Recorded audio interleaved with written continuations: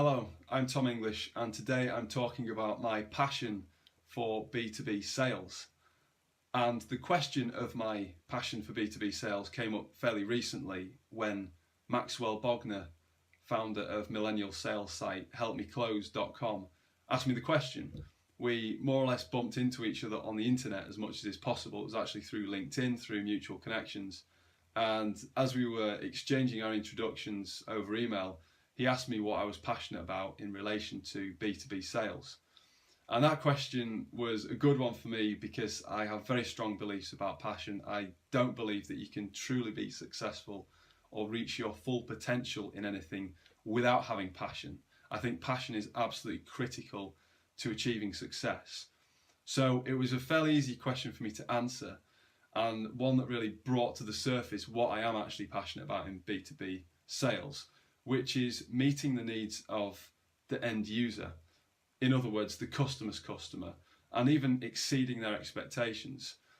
In my own role, my customer is primarily universities, and their customer, of course, if you want to call it that, is the academic and the student. And in a lot of my work, I've been working very closely with academics and students to ensure that not only their needs are met through our platforms and through our content, but also that their expectations are exceeded, that they can find things specifically to them and their research that are going to add value. So that's not just doing a blanket presentation and then saying see you later. That's having one-to-one conversations with people, finding out what you're studying for your essay, your dissertation or your monograph, and how can we help you, and then showing them results from our platforms that can really add value to them.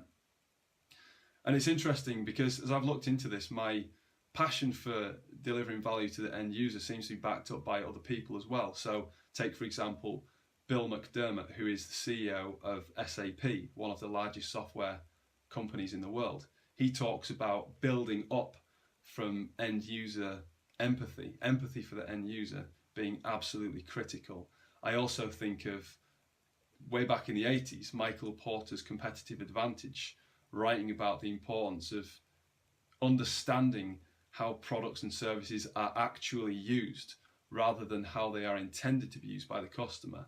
More recently, I think about Clayton Christensen's jobs theory, or jobs to be done, in which he posits that customers hire services and products to do specific jobs. There are jobs that people need to be done, and they hire products to do those jobs. I also think of the obituary of recently deceased British supermarket entrepreneur Ken Morrison. There's a great comment in his obituary in the Financial Times which reads, "Sir Ken tormented analysts, shareholders and journalists alike with his stubborn approach. But he was usually proved correct because he had such an understanding of the business and the customer." So it all comes down to having empathy and understanding for the customer, for the ultimate end user.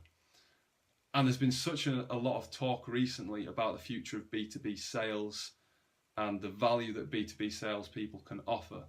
But I absolutely believe that if B2B salespeople can get it right in terms of meeting the needs and exceeding the expectations of end users, i.e. the customer's customer, then their direct customer will be satisfied also, and they will be able to continue to add value in that area. Thank you.